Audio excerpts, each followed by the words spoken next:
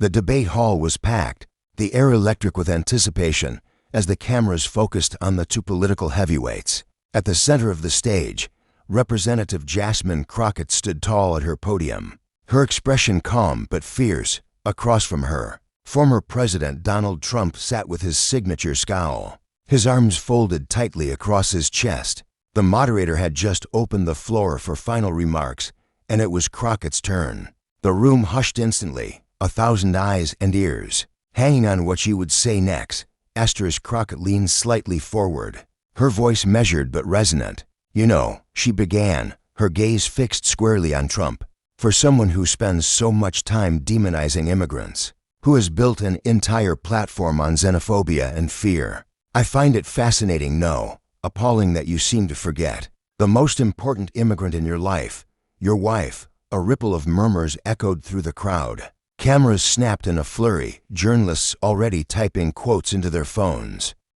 Trump's eyes narrowed, his jaw tightening as Crockett continued. "Melania Trump wasn't born in America. She came here from Slovenia. She's a migrant who, like millions of others, came to this country for a better life. But somehow, that's okay for you because she married you. The rest, though, you deport them, cage them, erase them. Tell me, Donald, when you scream about illegal immigrants, when you rant about anchor babies, do you ever stop and look at your own house?" The silence in the hall was thick and volatile. Trump leaned forward, his mouth parting to speak. But Crockett held up a hand. "No, don't interrupt me. You've had your say for years. You've called immigrants criminals, rapists, animals. But I'm calling it out now. Your hypocrisy is not just political, it's personal. You sit there pretending to protect American values, but your own life is the contradiction you refuse to acknowledge." Trump could no longer hold back. He banged the edge of the podium with his palm. "How dare you bring my wife into this? She's a legal immigrant. She did it the right way." His voice boomed through the mic, rattling the sound system. "This is a disgrace. You're a disgrace." But Crockett didn't flinch. "No, Mr. Trump. What's disgraceful is how you've treated immigrants who didn't have money, privilege, or access to the elite.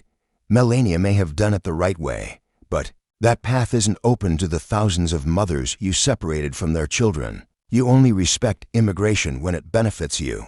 The moderator tried to intervene, but the moment had taken on a life of its own. The crowd erupted, some in applause, others in gasps and angry shouts. Social media was already ablaze, the clip destined to go viral. Crockett stood firm, unshaken, while Trump fumed, visibly rattled and caught off guard in a way rarely seen. The message had landed like a thunderbolt, and the room would never be the same again. Backstage, the atmosphere was thick with tension as Trump stormed into his private green room, slamming the door behind him so hard that it rattled on its hinges. His face was beet red, a mix of fury and humiliation boiling just beneath the surface. The small team of advisors and aides who had followed him inside stood cautiously near the walls, exchanging nervous glances, unsure of what to say or whether to say anything at all. Trump paced furiously, one hand tugging at his red tie while the other waved in frustration as he muttered incoherently. She dragged Melania into this. He exploded finally, his voice echoing off the walls. "My wife, that's a red line. Nobody touches family. That was low disgusting." He turned to face his campaign manager, who looked pale under the fluorescent lights. "Did you hear what she said? Did you hear the way she said it? She's trying to destroy me with that migrant crap. Melania did everything legally. The campaign manager cleared his throat, choosing his words with extreme caution. "Sir, we understand and we agree it was a personal attack, but it's also trending and not in our favor. We're seeing some slippage in swing states, especially among independents. Her comment is resonating. People are calling it the moment of the night." Trump stared at him, eyes wide. "What do you mean slippage? What the hell are we paying you people for if you can't kill one sound bite?" He turned back to the wall-mounted TV and watched a replay of the moment. The chyron at the bottom of the screen read, "Representative Crockett calls out Trump's hypocrisy. Deport your migrant wife goes viral." The clip played again and again, now set to dramatic music on a political commentary show. Trump seethed as he watched himself lose control on live television. One of his younger aides stepped forward hesitantly. Maybe we could spin this, say she crossed a moral boundary. Make it about respecting families. Draw sympathy, she attacked my wife. Trump barked, cutting him off. I'm not playing defense on this. I want a full-on assault. Find something on Crockett. Anything. I want her buried in headlines by tomorrow morning. Meanwhile, in a quieter room on the other side of the building, Jasmine Crockett was surrounded by her team, their eyes glued to their phones, smiles lighting up their faces. You broke the internet. One of her aides laughed, showing her a Twitter thread already racking up tens of thousands of retweets. Headlines were popping up like wildfire. Crockett cornered Trump, bold, unapologetic, right? And Trump's own immigration hypocrisy blown open. Crockett sipped from a bottle of water and nodded slowly, taking it all in. That wasn't a cheap shot, she said, her voice calm but firm. That was truth. And the truth makes men like him squirm. Her phone buzzed another text, this time from a fellow member of Congress. That was brave. Proud of you. She let the moment settle in, then glanced back at the screen where Trump was now raging in post-debate analysis clips. He's angry, she murmured, because I said what nobody else has the guts to say out loud. The buzz of voices outside the door signaled the media waiting for post-debate statements. Crockett stood up, composed and steady, and walked toward the door. Let's go, she said. He just made this personal. But for millions of immigrants, it's always been personal. I'm just giving them a voice. The soft hum of the television filled the elegant sitting room of the Trump residence, dimly lit by a chandelier overhead and the glow of a fireplace quietly crackling in the corner. Melania Trump sat alone on a cream-colored couch, her legs crossed neatly, a silk robe wrapped around her. Her eyes were fixed on the screen, but her expression was unreadable, neither shock nor anger, just a piercing stillness, like someone watching a storm they knew was coming. On the television, the debate was replaying for the third time. Jasmine Crockett's voice rang out with calm defiance. You want to deport immigrants, Mr. Trump? Start with your own wife.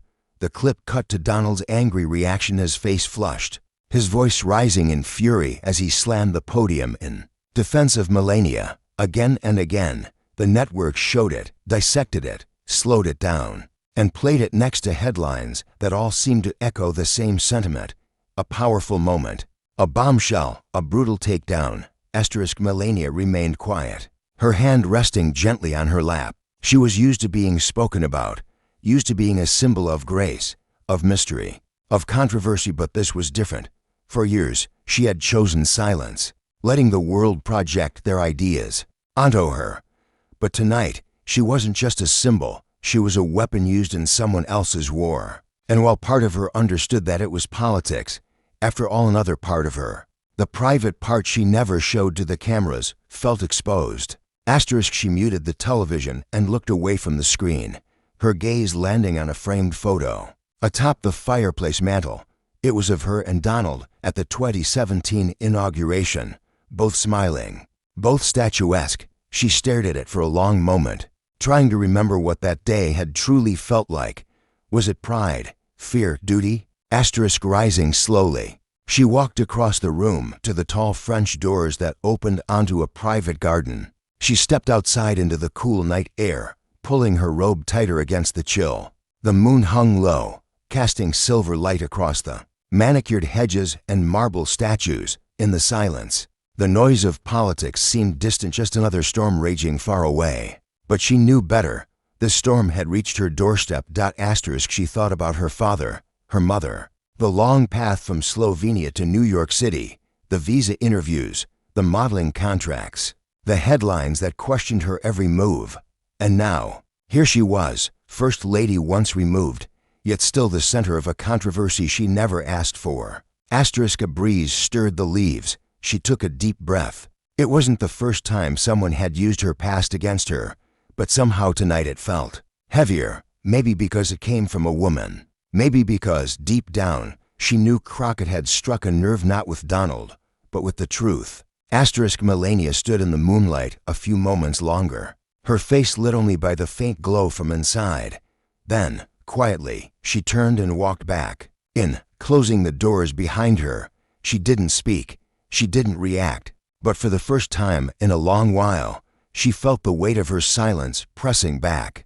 The morning after the debate, the media world was on fire. News networks, political blogs, podcasts, and social media feeds were saturated with the same moment from the night before Rep.